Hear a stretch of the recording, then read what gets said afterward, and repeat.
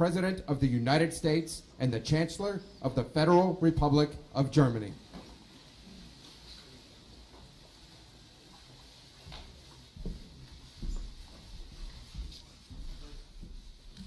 Thank you very much.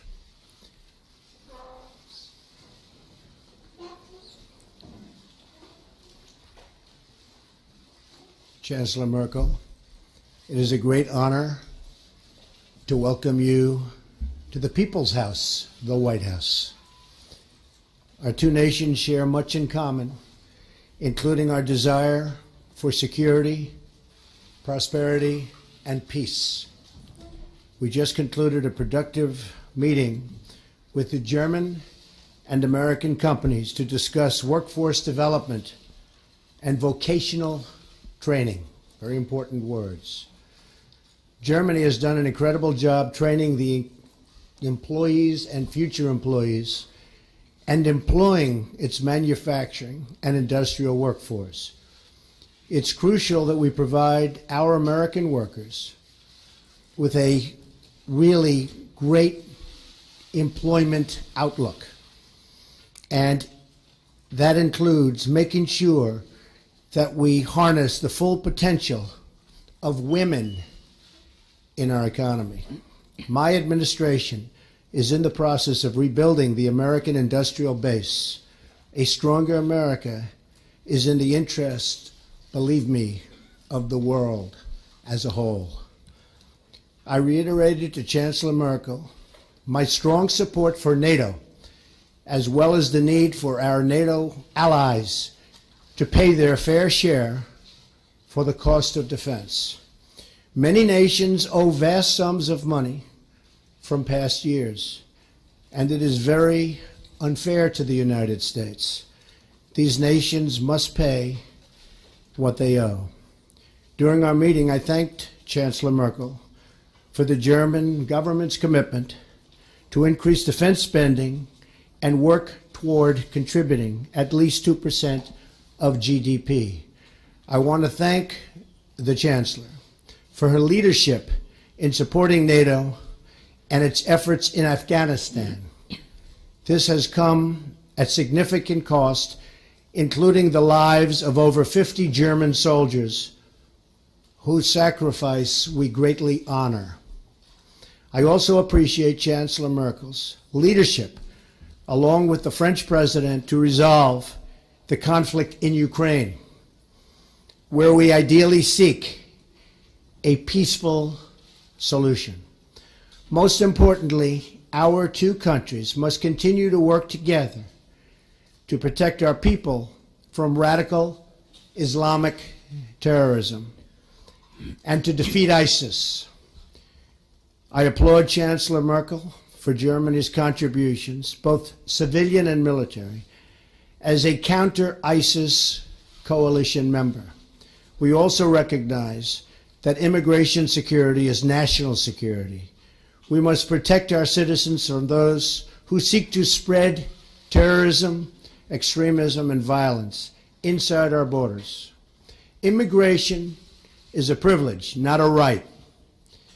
And the safety of our citizens must always come first, without question. Over lunch, the Chancellor and I will talk about our economic partnership. We must work together towards fair and reciprocal trade policies that benefit both of our peoples. Millions of hardworking U.S. citizens have been left behind by international commerce, and together we can shape a future where all of our citizens have a path to financial security.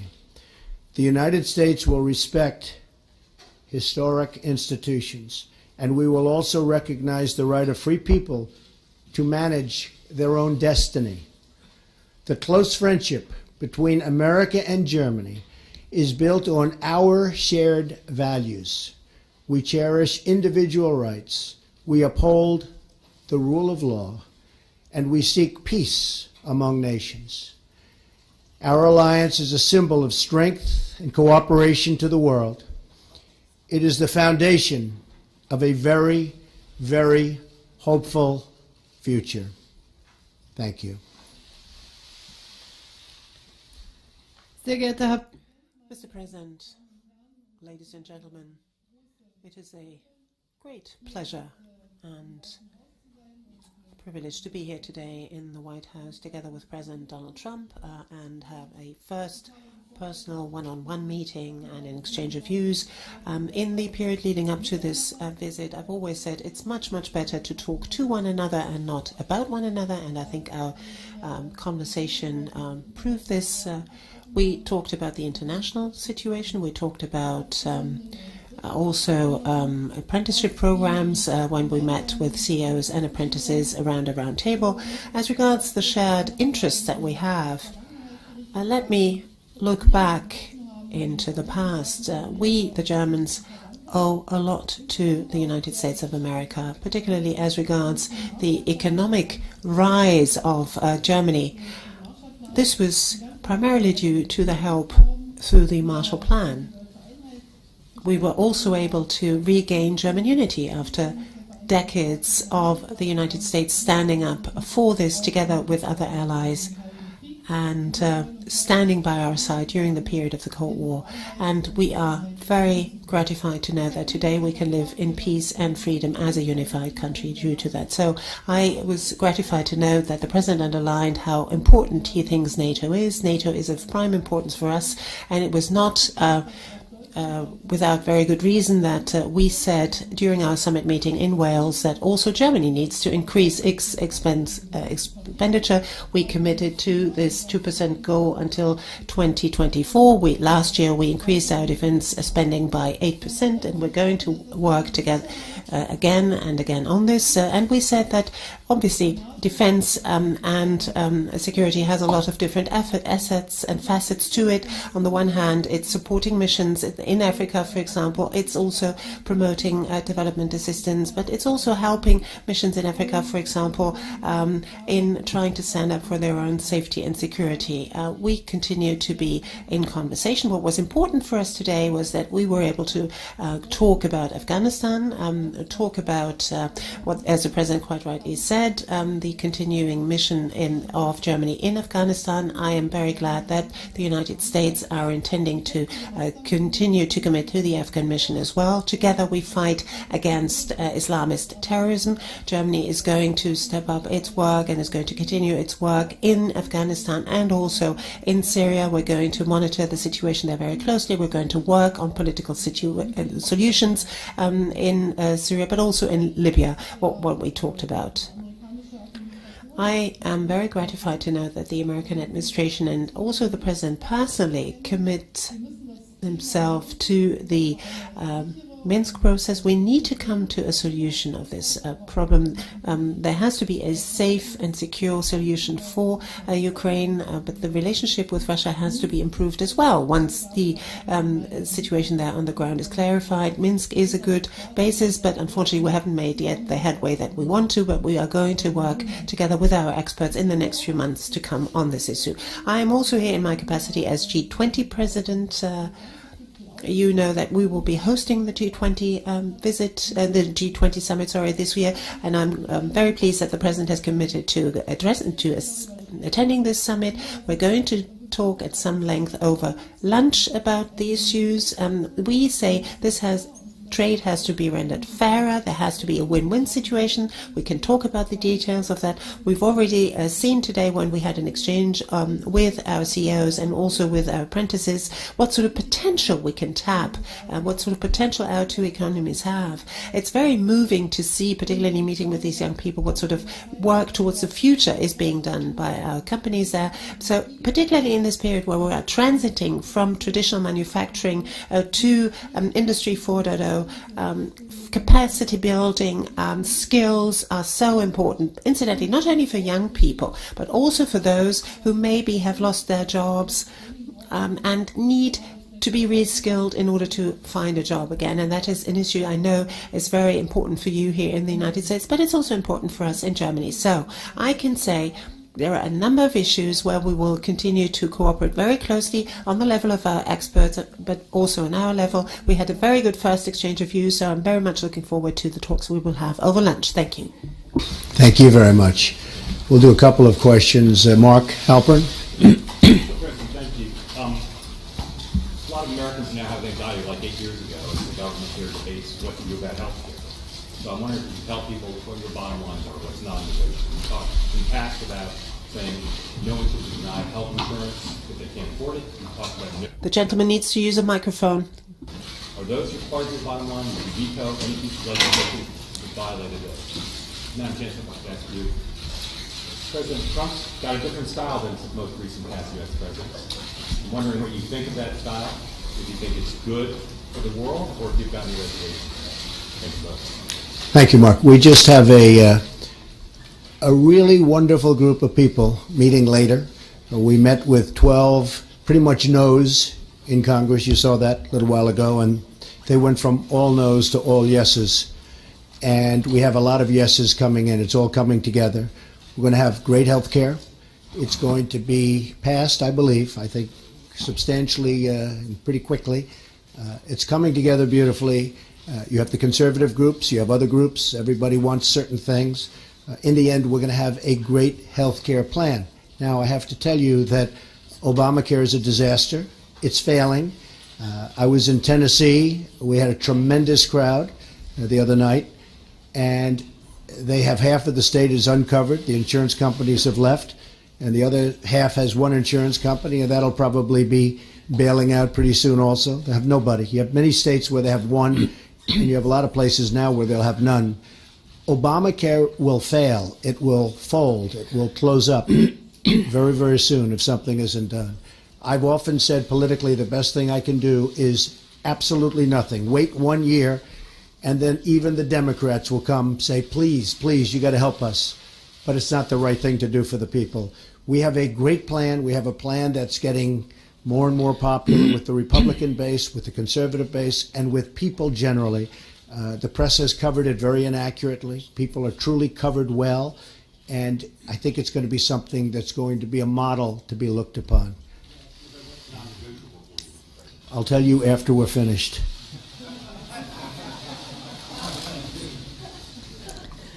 Ja, danke schön. Thank you very much.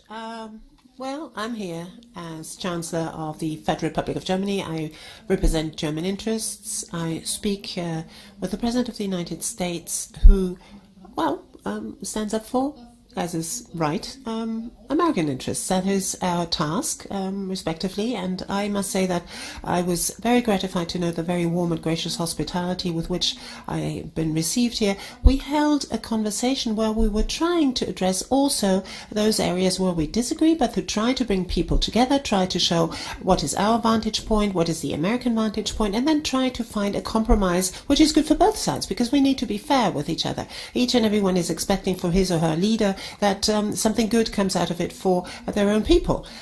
For Germany, I can say, well, people are different. People have different abilities, have different characteristic traits of character, have different origins, have found their way into politics along different pathways, which, well, that is diversity, which is good. Sometimes it's difficult to find compromises, but that's what we've been elected for. If everything just went like that without problem, well, you didn't need politicians to do these jobs. Frau Dunz. Ms. Dunz, please.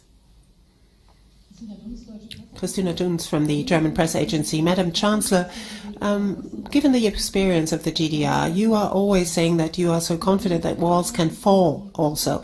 For how dangerous do you think this isolationist policy of the US President is, what with the import tariffs that he plans, and also with the fact that he doesn't think the EU doesn't deal with the EU in a very respectful way? And Mr. President, America first, don't you think that this is going to weaken also the European Union? And why are you so scared of diversity in the news and in the media, that you speak so often of fake news, and that things, after all, in the end cannot be proven? For example, the fact that you have been wiretapped by Mr. Obama.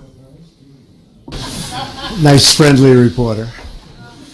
Well, first of all, I don't believe in an isolationist policy, but I also believe a policy of trade should be a fair policy. And the United States has been treated very, very unfairly by many countries over the years, and that's going to stop. But I'm not an isolationist. I'm a free trader, but I'm also a fair trader. And our free trade has led to a lot of bad things happening.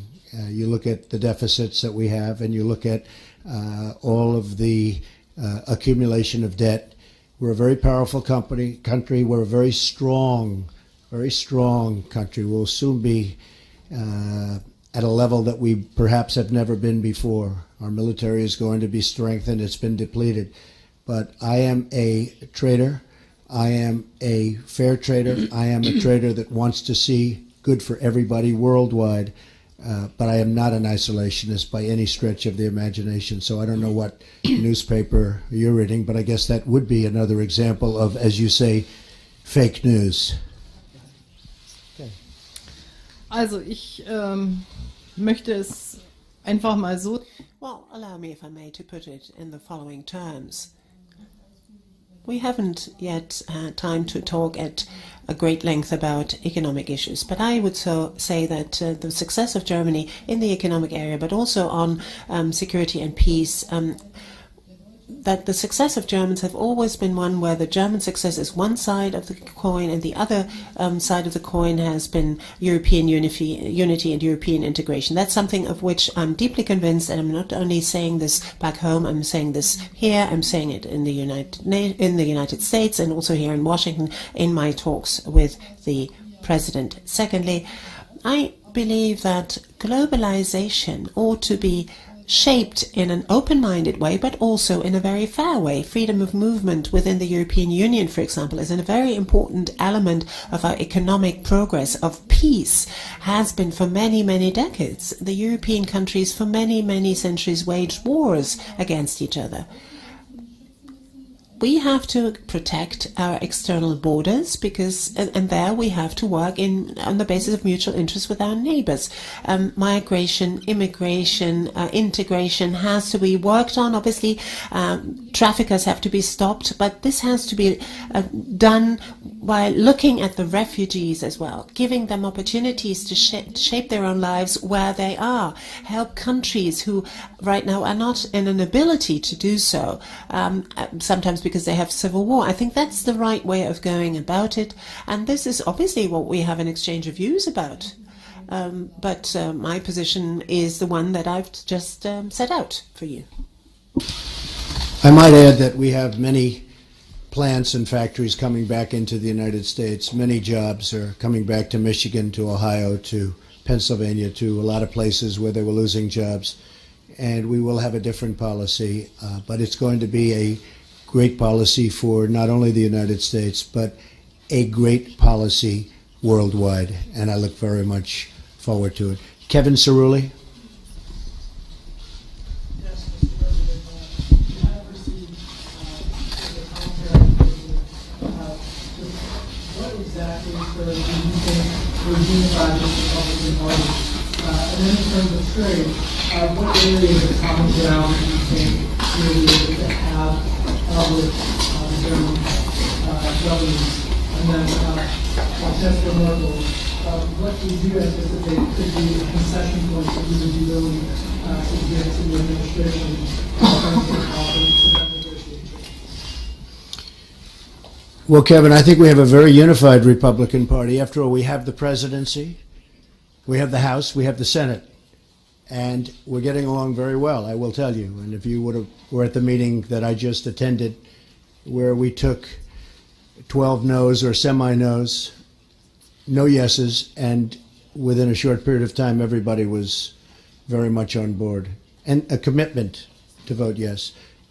I think we have a very unified party. I think actually more unified than even the election. You see, when they talk about me, I seem to be very popular, at least this week, within the party, because we have our highest numbers, the highest numbers that I've ever had in the party.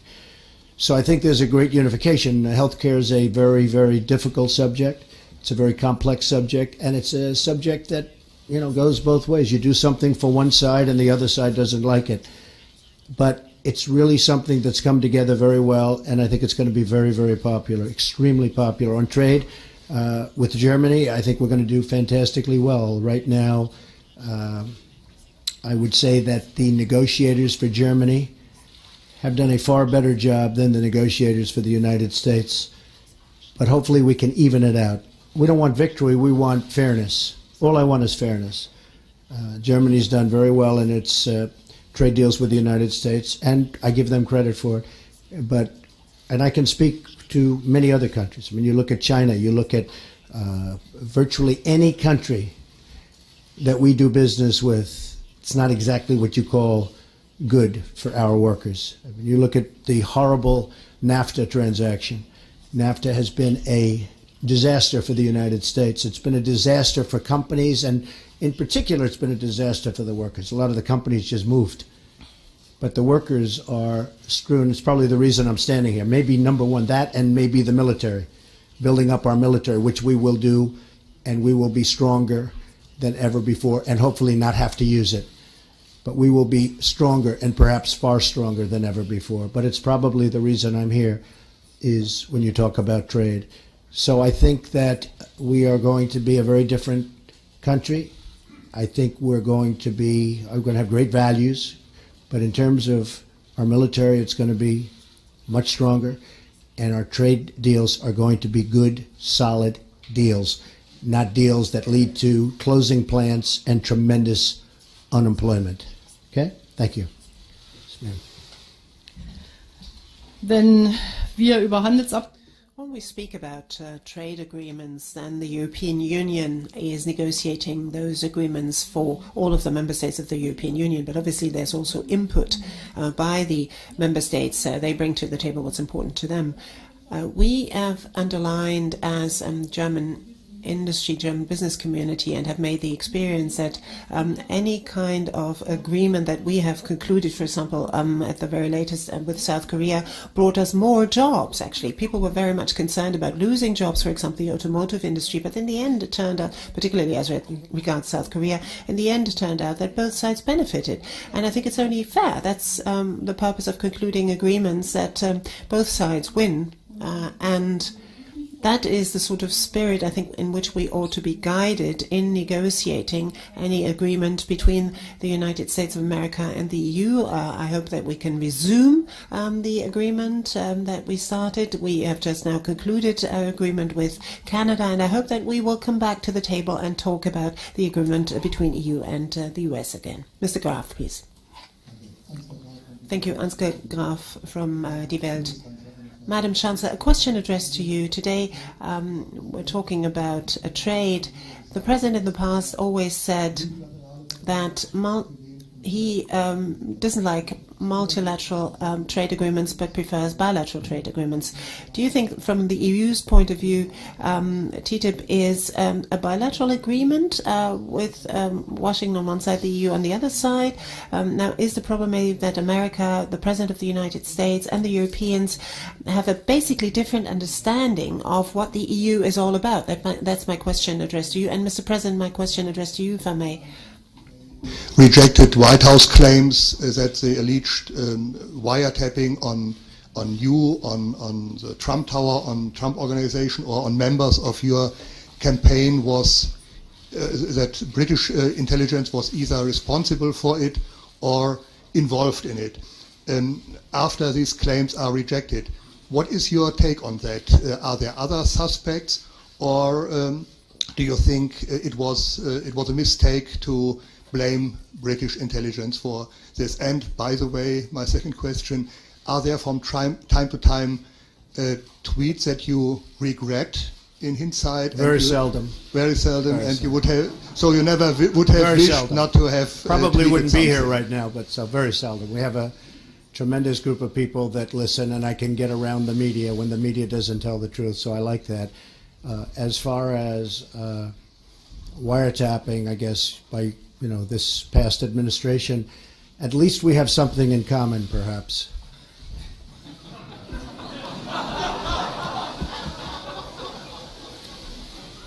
And just to finish your question, we said nothing. All we did was quote a certain very talented legal mind who was the one responsible for saying that on television. I didn't make an opinion on it. That was a statement made by a very talented lawyer on Fox. And so you shouldn't be talking to me, you should be talking to Fox. Okay? Thank you. Ja, ich glaube, dass der Präsident Well, I believe that the President has clearly set out his philosophy as to what trade agreements have to bring about for the American side as well. I personally don't think that Germany needs to negotiate and not the European Union. We've devolved our competences to the European Union, so the European Union, or rather the Commission, negotiates on behalf of the member states. So that's not going to prevent us from concluding agreements. For me, indeed, this would be then qualify as a bilateral agreement between the EU and the United States if we had it. But the question is, will it be of benefit to both countries or not? And let me be very honest, very candid. A free trade agreement with the United States of America has not always been all that popular in Germany either. There have been less demonstrations against this free trade agreement in the United States than in Europe and also in Germany. So I am very glad to note that apparently the sort of perspective on that has changed a little bit, at least in Germany too. Thank you very much. Great honor. Thank you. Thank you, ma'am.